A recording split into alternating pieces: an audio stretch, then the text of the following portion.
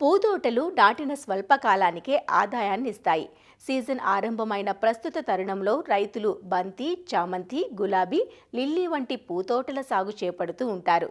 ఈ పంటల్లో అధిక వర్షాల వల్ల ఈ సీజన్లో చీడపీడల సమస్య తలెత్తుతుంది. రసం పీల్చు పురుగులు, కుళ్ళు తెగుళ్లు ఆశించడంతో పాటు మరో ప్రక్క కలుపు మొక్కలు పెరిగి సమస్య తీవ్రతను మరింత పెంచుతాయి. ప్రస్తుత సమయంలో పూల రైతులు చేపట్టాల్సిన జాగ్రత్త చర్యల గురించి సూచనలు అందిస్తున్నారు శ్రీ కొండా లక్ష్మణ్ తెలంగాణ ఉద్యాన విశ్వవిద్యాలయం రాజన్నగర్లోని పూల పరిశోధనా స్థానం శాస్త్రవేత్త మరియు అధిపతి డాక్టర్ జ్యోతి. బంతి, చామంతి, కనకాంబరం, గులాబీని తీసుకున్నట్లయితే మనము వర్షాలు పడడంతో అంటే జూన్ జూలైలో మనము గుంతల్ని రెడీ చేసుకొని కొంచెం వర్మి కంపోస్ట్, పశువుల ఎరువు, కార్బోఫిరాన్ గుళికలు వేసి ఈ యొక్క బడ్డింగ్స్ అంటారు గులాబీ మొక్కల్ని మనం నాటుకున్నట్లయితే నాటిన 6 నెలల నుంచి కూడా మనం పూతకి వదలాల్సి ఉంటుంది. అయితే గులాబీలో ముఖ్యంగా మనము పూల కోత తీసుకున్న తర్వాత వేసవి దగ్గర పడేటప్పుడు ఆ కొమ్మల్ని అన్నిటిని కూడా ఒక్కసారి కత్తిరించుకోవాలి. అదేవిధంగా పురుగులు, తెగుళ్ళు బారి సోకిన కొమ్మల్ని కూడా మనము కత్తిరింపులు చేయడం వల్ల ఈ యొక్క కొత్త ఇగుర్లు వచ్చి కొత్త ఇగుర్ల మీద మొగ్గ దొరకడం జరుగుతుంది. చాలామంది నర్సరీలో తెచ్చుకొని ఒక్కసారి ఫ్లవర్ వచ్చింది, మళ్ళీ మనకి గులాబీలో పూత రాలేదు అనుకుంటారు.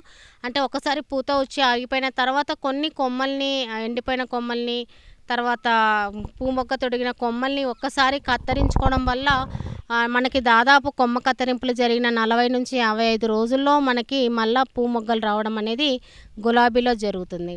అంతేకాకుండా ముఖ్యంగా ఈ వర్షాలతో పాటు మనకి ఒక్కొక్కసారి పెద్ద పెద్ద తుఫాన్లు రావడము ఇవన్నీ కూడా జరగడం వల్ల ముఖ్యంగా కుళ్ళు తెగులు అనేది చామంతిలో కానీ బంతిలో కానీ ఎక్కువగా శాఖీయ భాగంలో ఉన్నప్పుడు తర్వాత పూత దశలో కూడా గమనించడం జరుగుతుంది.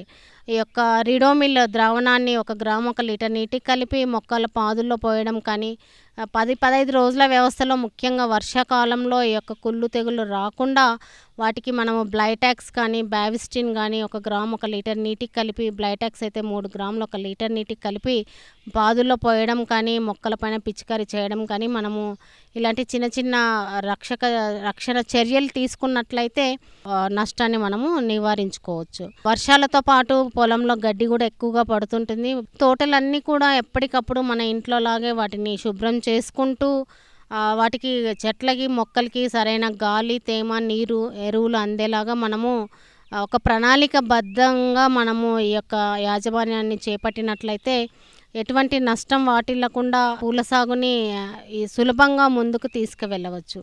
అదేవిధంగా మనము ఎప్పటికప్పుడు గట్లన్నీ కూడా శుభ్రంగా ఉంచుకున్నట్లయితే ఈ యొక్క రసం పీల్చే పురుగుల యొక్క ఉధృతిని కూడా తగ్గించవచ్చు. ప్రధాన పంటల్ని ఈ యొక్క పురుగులు, తెగుళ్ళ బారి నుంచి మనం ఎప్పటికప్పుడు కూడా కాపాడుకోవచ్చు.